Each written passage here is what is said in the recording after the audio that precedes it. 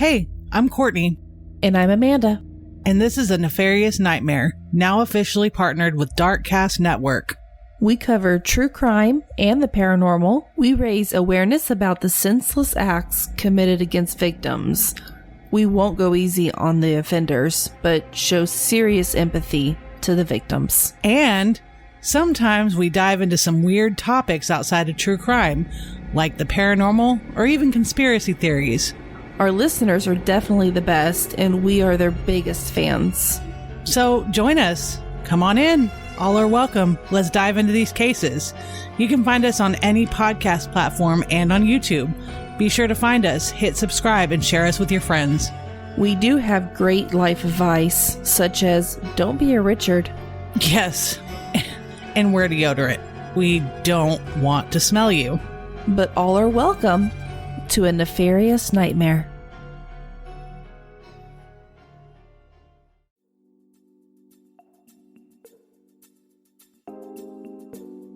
Please be advised deals with some heavy topics and subjects, such as mental health, suicide, sexual assault, and more. Please listen at your own discretion and please seek professional help if you are struggling. Thank you and enjoy the episode.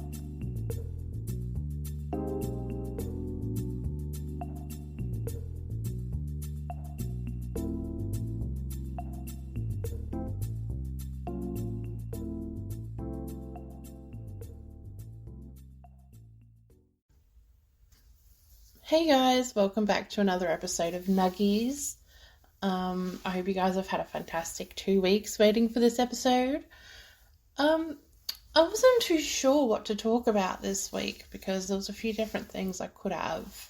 But after discussing a certain event and scenario that happened this week with a friend, I decided that, well, they sort of pushed me, which makes sense, that this week's episode is another one on anxiety, but a different kind of anxiety. If you don't know or aren't aware, I have a huge phobia when it comes to the dentist. And I'm not saying, I get there and I get nervous and I push through it and then therefore that's it. I'm talking I get clammy hands, I cry, I shake, the whole 9 yards. And I know there's a lot of people out there that are similar, whether it be about the dentist or a doctor or flying or driving a car, which is another one I have. So I thought it'd be kind of a good talking point for this week's episode, because as of the date of this recording, about 3 days ago, I had a tooth removed. And the thing is, you're probably like, oh, that happens to everyone, I'm sure you're fine. Which, in retrospect, yeah, I am okay. But the reason I had to get the tooth removed was because my anxiety when it comes to the dentist is so bad that I hadn't been to see a dentist since I was about 13. And I only went then because I was forced to as a child. Something about the fact that it is like, it's surgical.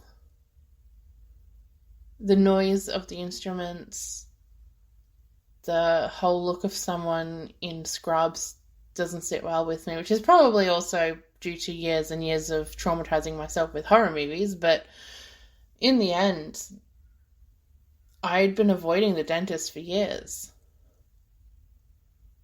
And as a result, I got a toothache. And I tried my fucking hardest to push through it. I really did. I did not want to go so bad that I was willing to put up with a toothache. But it got to the point where it was affecting my sleep. It was affecting my work. I couldn't do anything anymore. So I bit the bullet and I went to the dentist. Now, the first appointment was obviously just a consultation. My fear is so bad that knowing I was going to see a dentist and knowing I wasn't getting anything done but being looked at, I was still shaking. I sat there. First of all, I didn't want to go at all. I was messaging friends saying, I can't do this, I don't want to do this, this is held to me, and everyone, first of all, everyone was really supportive, so I'm really lucky to have those around me who knew about it actually be there for me. But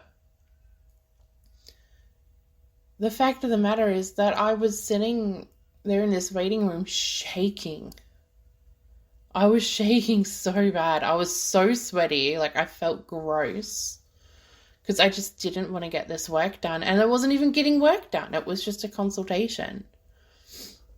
And so, I went in and they had the look and I was shaking and they're like, do you want the gas or anything? And I said no. I pushed through it. And as I said, it was just a consultation, so I thought I could get through it on my own, and I did. However, because I hadn't been to the dentist for so long, there's quite a bit of work that needs to be done. Well, to an extent. I don't have like all my teeth rotting and I'm about to be Grandma Gummy over here, but there was some work that needs to be done. And that, getting the quote, and not because of the cost as much as we're not going to go down that road because the cost itself was anxiety inducing, the fact that I needed the work done took over my whole body. Just standing there holding the receipt and the quote of everything I needed done gave me the absolute chills.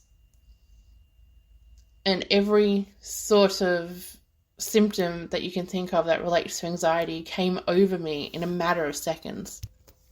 Like feeling wound up and scared and muscle aches, and my stomach started hurting and having difficulty concentrating, and like the whole room, the whole world just went blank for about 5 minutes. I just stood there.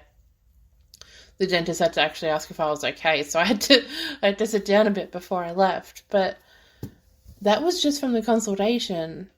So can you imagine how I was when I actually managed to book in an appointment and get some of the work done? On Friday, and today is Monday, I worked all of Friday, and the entire day I sat there completely scared shitless of what was to come. I knew I had the dentist appointment and I knew I was getting something removed as well as some fillings. So I had 1 tooth removed and 2 fillings, and I've never felt so scared in my life. Other than one time, one other time I felt this scared in my life, and that was because I had a dog bite around my eye and I could have gone blind, so I was scared shitless from that. But that's a story for another day. In relation to the dentist, I sat there and I was like, I'm sitting there in the waiting room again, shaking, scared, absolutely on the edge of tears. And then a different dentist came out, and I thought I was getting the same dentist to do the work, and I was like, okay, at least I'm familiar with the person. No, completely different dentist came out. And he looked at me and goes, do you want me to get the other dentist? And I'm like, at this point, as much as it's a comfort thing, it's still not going to make too much of a difference. So we sat down, and to be honest, these 2 people, the dentist and the dental assistant, before I get into how I felt and what happened while sitting in the chair, if by some odd means of this universe absolutely spreading the word out there and this gets to them, thank you so fucking much. You 2 were absolute gems. The dental assistant, I could not, there are no words to describe my thankfulness to her, because I would not have gotten through that without her at all. And it sounds so stupid, it's just a dentist appointment, but if you have a phobia or a fear of something, and I mean a real phobia, not just something you don't like, then you should be able to relate and you understand where I'm coming from, because I cried. I sat there in the chair, and before they'd even do anything, I was crying. But she held my hand and she goes, I'll be your hand to hold, and you can squeeze it and do whatever you need to. And here I am sitting there as a 30-year-old woman in the fucking dentist chair bawling my eyes out. But she was there along the whole way, and I have never felt more comfortable from a stranger, or more comfort from a stranger than I'd had that day. And it's these sort of people that we need in the world. These people that can see that you're stressed and anxious and terrified. But I felt no judge. I felt no judgment from her whatsoever. And the dentist was just as nice. You know, he was like, you can stop at any time, let me know how you feel, we can do this and that, I can do this to numb it or this to numb it, and here are your options. And they were both absolutely fantastic. Now, obviously, I was still scared shitless. They didn't cure my phobia, but it helps. And the reason why I'm bringing this up in an episode is to let you know that don't feel ashamed if you're afraid of something. We all have fears. We all have phobias. And that is okay. And a lot of people say, you know, you've got irrational fears or irrational phobias, and you know what? Fuck them. Who's to say what's rational or not? If it affects you and you're going through something similar, or you're going through this sort of situation, fuck with the others. They don't understand. Your fear and your phobia is valid regardless of what it is. Whether it's something as little as you're afraid of, I don't know, you're afraid of ants as an example, or you've got severe OCD and you're afraid of germs, or like a germophobia or something like that, or agoraphobia where you're stuck in your house.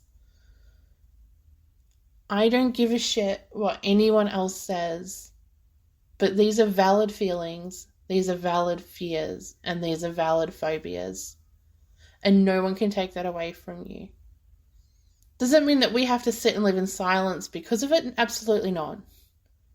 There is help out there, and there are certain tactics, and there are certain therapists, and there's all, you know, the whole spiel I've said before. Find a therapist and stick to it if they're good enough. But in the end, we all have our fears. And it's part of what makes us human. And the fact that there are people out there saying you're not, what you feel is invalid or is irrational or crazy or whatever the case or word may be, they're bullshit. They're absolute bullshit. Because I can guarantee you there is something out there that they're scared of. There always is. Man, being Australian, the biggest thing I hear from outsiders is, I could never live there because I'm scared of spiders, or I'm scared of snakes. And yeah, it could be something little and they just jump back a little bit. But regardless of the severity of the situation, it is still a fear. Therefore, you're still afraid of something. So who's to say that you being afraid of a spider is more or less invalid of a fear than me going to the dentist? And I've got more work to do, and I can tell you now that I will end up shitting myself every fucking time I go. I'm always going to be afraid, and I'm always going to be scared, and there's other things that I am also afraid of as well. I absolutely hate heights, for one. Once you get to a certain level in a building, in stories, I start to shake and I fall to the ground. That also varies depending on the building and the scenario, but that's generally what tends to happen. I'm afraid of blue healers specifically, and that's because of the story I started a little bit ago where I said that I was bitten around my eye. That was by a blue healer of a family friend. But regardless, the main thing I want you guys to take out of this is to not let your fear define you. Your fear is part of you, but it's not you. We just happen to coexist with the fears that we have, but it doesn't define us as a person as a whole at all. And secondly, your feelings are valid.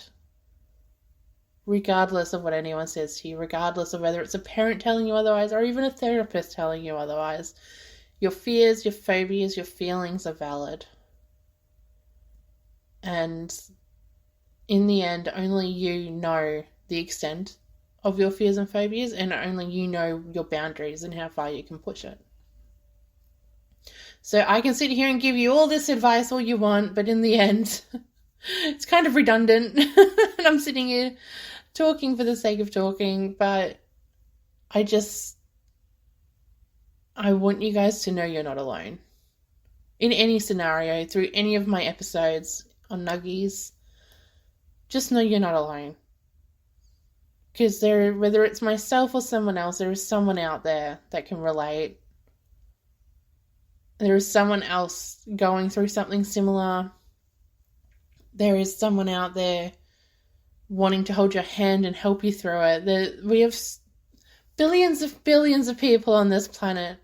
You're not alone. As much as we feel it sometimes, you're not alone. Reach out. Whether that's to a friend or a family, whether that's to a therapist, or whether that's even to me. I'm always available in all of my, social media DMs or emails. Go to my link tree, the linktr.ee/SS Nuggiez pod, and all the socials are there. The email is there. Reach out. I'm not a therapist by any means, and I'll put that as a disclaimer. Please go see someone if you feel you need to. But if it's just a vent or just someone to talk to and just someone to lean on, I'm here. Because in one way or another, I tend to relate to most scenarios or know someone who has been going through something similar, and all I can do is offer a shoulder and some advice, and it's up to you what you do with it. But it's another short episode this week. I'm going to wrap it up here. Thank you so much for listening. I appreciate each and every one of you. We hit over the 1,000 downloads. Next goal is 1,500, so we'll see how we go. But yeah, thank you so much for listening. Thank you so much for supporting. If you're not aware, I now have 2 more podcasts that just keep growing. I've got this one. I've got a film review one called Film Spark Podcast, and I now have a hockey-related one called the Shooter and Hooters Podcast, because why not? So you can find all of those through my other socials, always linked in the show notes. But once again, just know you're not alone, and thank you so much for listening. Have a fantastic day. Bye, guys. Hi, like what you heard? Need a bit more Nuggiez in your life? Then come follow us on all our socials. That's at SSNUGGIEZ pod on all socials. Linktree is linktr.ee/SS Nuggiez pod as well. Come listen to us on all platforms: Spotify, Apple, Good Pods, and more. Come on over, we always need an extra hug. Listener discretion is advised. This is not for the faint of heart. We deal with all topics, so just be aware. But come on over. You're always welcome.